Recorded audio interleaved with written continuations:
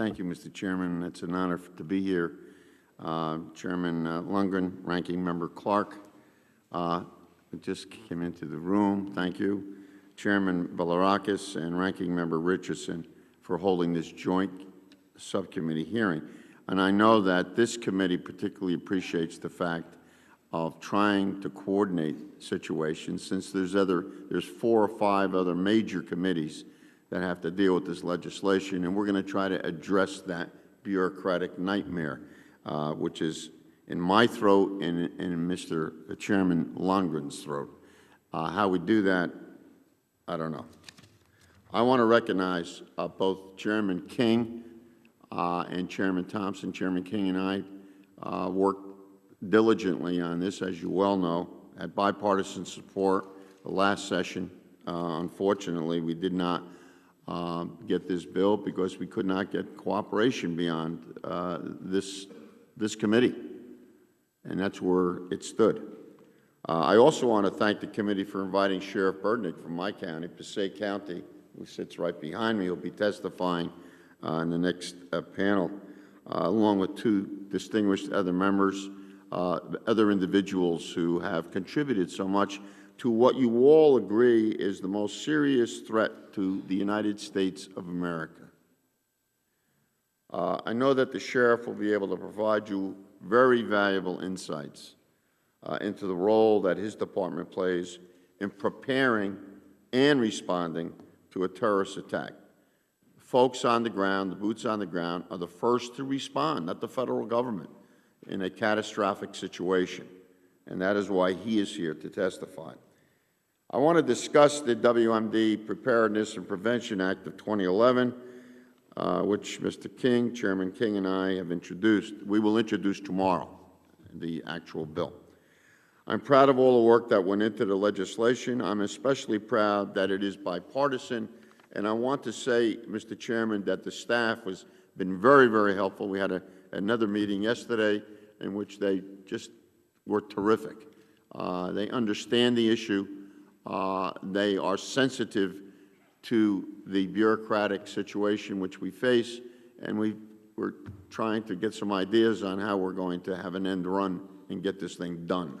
Because while we all say, you know, this is important and significant, we haven't figured out the strategy of getting it through and getting it passed. But I understand leadership wants this. So I hope, with your great influence, Mr. Lundgren, Mr. Chairman, that it'll get done. Last year, Chairman King and I came together to craft this legislation based upon the WMD Commission's report, World at Risk.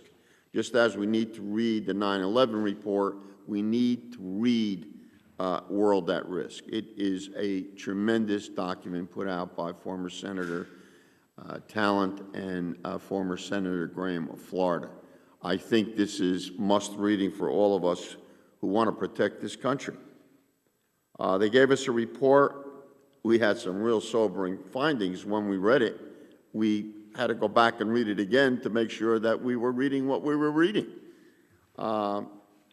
They're finding that under our current readiness, this attack, as you referred to just a few moments ago, Mr. Chairman, is likely to occur before 2013 or by 2013. It gave us pause, all of us. It gave us a sense of urgency. Urgency is a tough thing to deal with in Congress, regardless of who is in charge. Today, even after the death of Osama bin Laden, we know that terror groups like Al-Qaeda are still out there probing and plotting attacks against Americans. They cannot, and they continue to be committed to obtaining nuclear and biological weapons regardless of where they come from. Both Mr. King and myself, being members of the New York, New Jersey region, are too familiar with the devastation and the tragedy that surrounds an attack with a weapon of mass destruction. Sheriff Burdick was a 9/11 first responder himself. We have to do everything in our power to ensure that nothing like 9/11 ever happens on our soil. The thought of a WMD attack anywhere in our region is too horrific for words. We realize that. Using the Commission's report as a guide, Chairman King and I first introduced this legislation in 2010 with the support and endorsement of the commissioners. While our bill passed this committee, it unfortunately was never considered in the entire House. This is unacceptable, Mr. Chairman, as you said, quoting you. As the WMD Commission stated in the report, it is unacceptable that now, nearly 10 years after September 11th, we do not have a comprehensive national strategy to counter the threat that WMD poses to our country. And no one could put it better, Senator.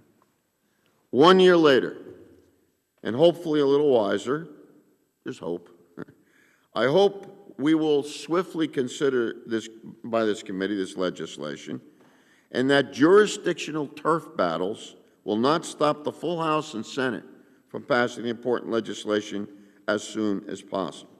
Prevention, preparedness, protection, response, and recovery. That's what this bill is all about. It contains some important new provisions I would like briefly to highlight. It addresses the findings from the Government Accountability Office on the state of our biodefense enterprise and creates an entirely new top-down approach centered at the White House. This includes establishing a new special assistant to the President for biodefense, who will be responsible for crafting a federal biodefense plan and putting together a yearly cross-cutting biodefense budget, which will help streamline cross-agency efforts and improve efficiency. It includes a new provision that would allow the Secretary of Health and Human Services to make surplus vaccines with short shelf lives from our strategic national stockpile to our state and local first responders. As we all know, our police and firefighters are on the front lines of our Homeland Security. And if there is a biological attack, they'll be the first ones on the scene. Ensuring that they are vaccinated will not only prevent them from harm, but better enable them to assist others and other victims and perform their jobs. Passage of the legislation is not a silver bullet that will fully immunize us from the threats that a weapon of mass destruction poses to our country. Our first responders still lack a nationwide interoperable communications network. We've talked about it on this committee. We've had bipartisan support on this committee, and we still don't have it. It is not the fault of this committee. It is the fault of others in leadership, whether regardless of which party is in charge, of getting this through and seeing the significance of supporting and protecting the American people.